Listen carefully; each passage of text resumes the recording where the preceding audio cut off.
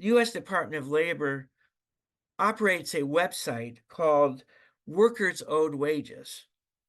And what this website does is it contains information regarding back wages that are owed workers in cases which the Department of Labor has already investigated and found there to be minimum wage or overtime or other wage theft violations.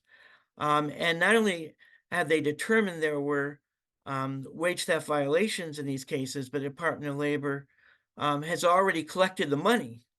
And so as of a couple months ago, there was information regarding over $163 million in unpaid back wages that has already been collected by the federal government, is just sitting there waiting for workers to get their money.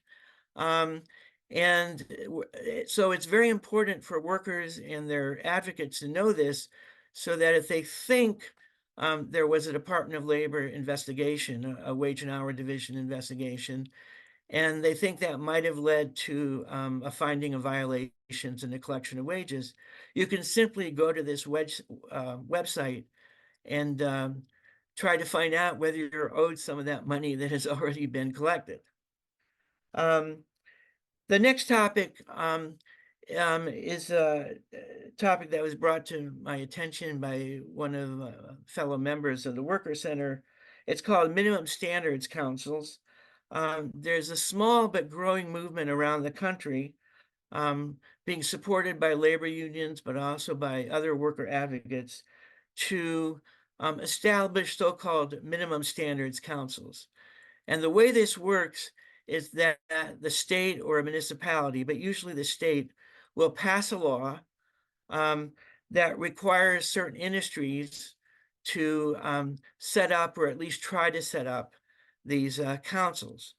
So for example, at least 2 states have already done this. I think California has passed a statute for the fast food industry in New York for nail salon workers.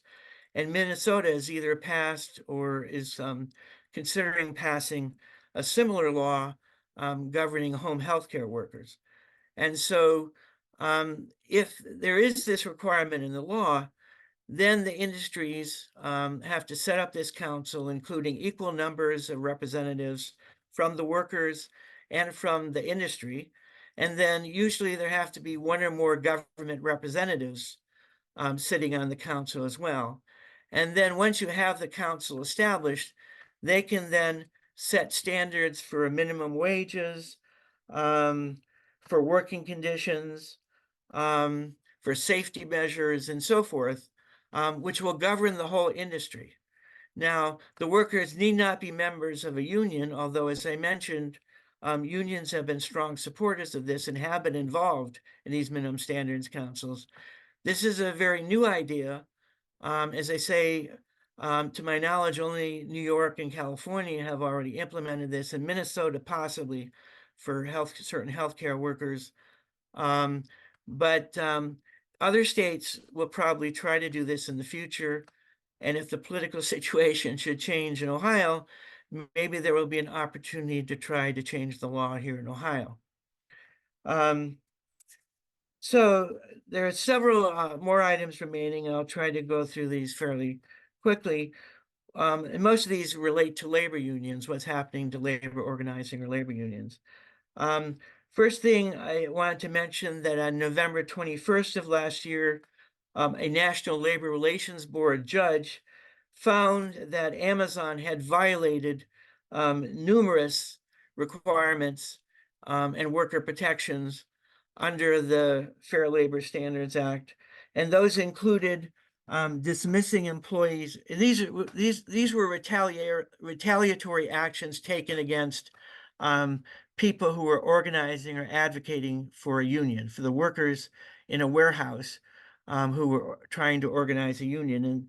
And so the judge found that Amazon violated the law by dismissing employees early, altering employees' work assignments, and subjecting employees to closer supervision in retaliation for their support for the Amazon labor union, or punished them for engaging in other protected concerted activities where they complained about working conditions. And they did so collectively with more than one person filing a complaint. Those are protected concerted activities. Um, the decision also found that Amazon unlawfully interrogated employees, disparaged the union by using appeals to racial prejudice and racial stereotyping, and prohibited employees from distributing union literature. These are all found to be violations, and as a result, the administrative law judge ordered Amazon to cease and desist from further unlawful activity and to fully compensate, to make whole the workers who were retaliated against for any loss of earnings or other benefits or other economic consequences of the discrimination. So this was a major victory for Amazon workers. It's, again, no panacea. It's no magic bullet. The U.S. labor laws are still very poor compared to some other countries, and hard to enforce. But nevertheless, this was a resounding victory, at least at the administrative level, by the workers at Amazon. Also, speaking of Amazon, there was a new report issued, a new study reported by the National Employment Law Project. And the new study regards the compensation of Amazon workers, and they found that Amazon workers, that Amazon generally pays its workers less than other warehouse employees, employees of other companies with warehouses. And they also found that Amazon could easily pay significantly higher wages if it prioritized fair pay for its workers over profit, over mergers and acquisitions, over real estate purchases, and over global expansion.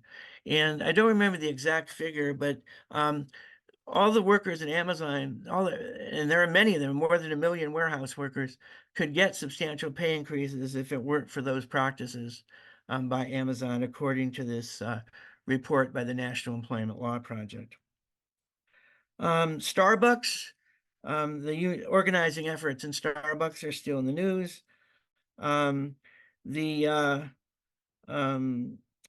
Starbucks has been repeatedly accused by the National Labor Relations Board of failing to bargain in good faith with in those workplaces that have already been unionized, where the workers are already union workers, but Starbucks has not really negotiated with them.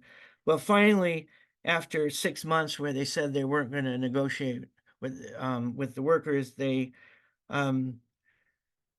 suddenly did an about face and said they're now negotiating with the workers. There are still some issues, though, of whether they have to negotiate in person or can negotiate at least partially virtually, which is a big issue for Starbucks workers because they're widely scattered. They want to have uniform standards across the country. And if they have to negotiate in person for every little store, that could take a very, very long time and could result in inconsistent treatment of union employees across the country.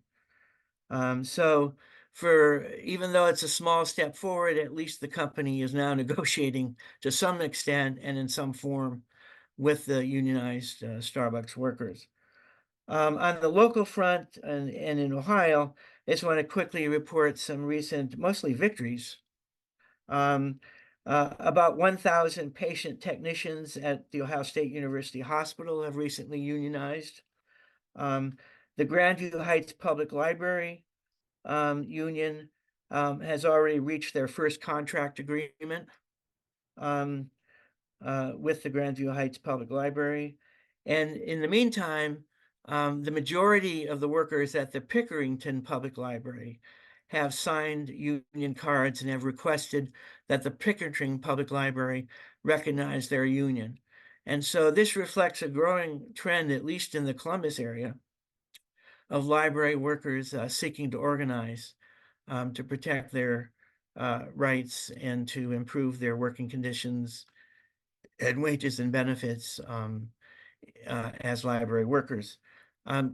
Interestingly, though, the Columbus Public Library workers are not unionized, and that's by far the biggest library. And at this point, I'm not aware of any major organizing effort at the Columbus Public Library, but that could change in the future. Other developments include on January 29th, representatives of the Columbus Building Trades Council, the various building trades unions, met with the Columbus Regional Airport Authority to discuss their concerns about the construction of the new airport terminal at the Columbus International Airport. And the problem is that the regional authority has hired or is about to hire a contractor, an out-of-state contractor, who is resisting um, uh, any efforts to enter into a project labor agreement for the airport. In many places, including the Columbus area, it's customary for the workers and the contractors to enter into a project labor agreement setting forth what the pay rates and standards and working conditions and so forth would be. But this particular contractor is resisting those efforts, and there's some indication that the contractor is resisting the payment of prevailing wages. And as you may know, with major public employment projects, Ohio law already requires that employers pay prevailing wages, but apparently that's an issue for this out-of-state contractor. So there's more pressure being generated. It's possible that the Central Ohio Worker Center, that our Worker Center will also do some more advocacy on behalf of the building trades workers at the airport, because it's a very big project. It affects a lot of workers, and it also could set a precedent for what happens in other projects. Next thing is, I should mention that the Utility Workers Union of America is now trying to organize Columbia gas workers statewide. In fact, in two regions of Ohio, a majority of the workers in that region have already signed union cards requesting union certification. That effort continues and again is a statewide effort, and hopefully the utility workers will be successful in their efforts to organize workers at Columbia Gas. And then finally, I wanted to mention that on the national level, the United Auto Workers, or UAW, has launched a campaign. I'm not sure how far advanced it is, but they've announced that they are going to try to organize automobile workers, manufacturing workers at most or all of the current non-union plants. And their goal is to organize, the current goal is to organize 150,000 non-union auto workers at a dozen different companies. And so they're targeting, or will be targeting, a lot of the foreign-owned companies, German, Japanese, also Tesla, which is important because of the trend toward electric cars. And so this is going to be a major effort. The UAW is probably going to put a lot of resources into this, and to the extent that other worker organizations can support them, then hopefully they will. So that's my report on labor news locally and in Ohio. And then the very last topic on the agenda is important development in immigration law. As some of you may know, under current law, as a result of a new policy by the Biden administration, workers who file wage theft complaints or employment discrimination complaints or other employment-related complaints with government agencies can then request that agency to issue a statement of interest, basically saying that the government agency, the labor enforcement agency, needs the help and support of the workers in order to pursue their investigation and enforcement of any actions against employers who could perpetrate wage theft.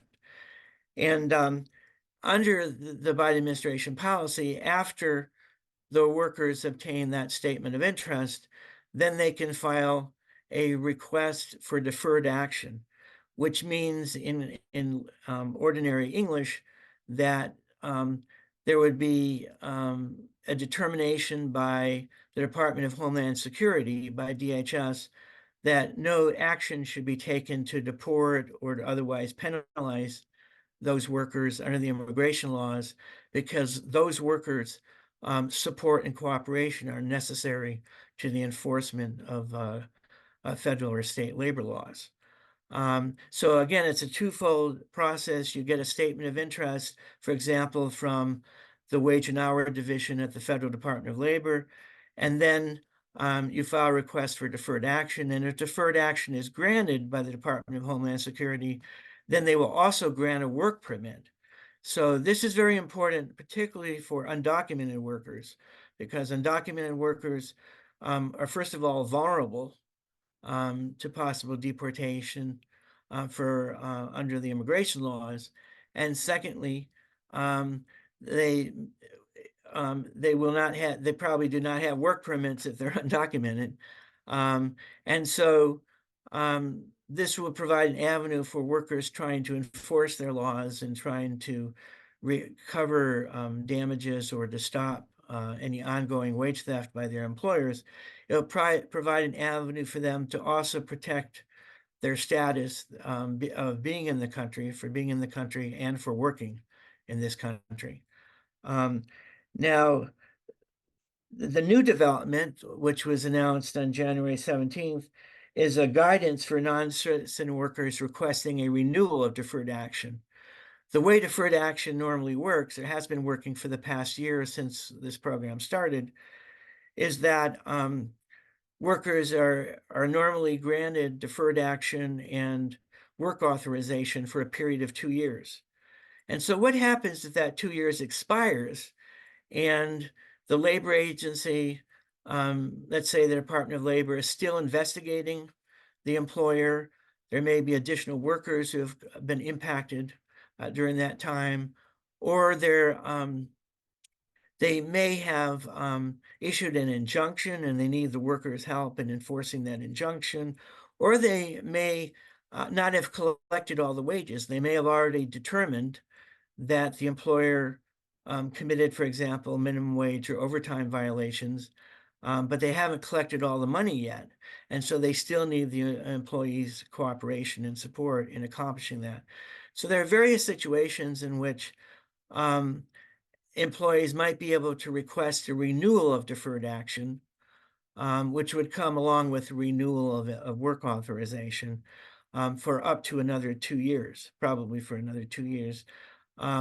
The only caveat is that the Labor Enforcement Agency, again, let's say it's the Department of Labor, they would have to determine, they would have to issue a statement of interest, or it would be an updated statement. They don't have to issue a new statement. They would issue, the labor agency would have to issue an updated statement saying that they continue to need the support and cooperation of the workers. And then the worker could file the request for deferred action with DHS, and hopefully it would be approved and they would get another 2-year renewal, a 2-year renewal. So, that's an important development on the front regarding immigrant workers and particularly undocumented workers. That is my report. I hope this has been informative. If you do have more questions about any of these issues, feel free to contact the Worker Center. They will relay the questions to me and I can try to address those. Thank you very much, everybody.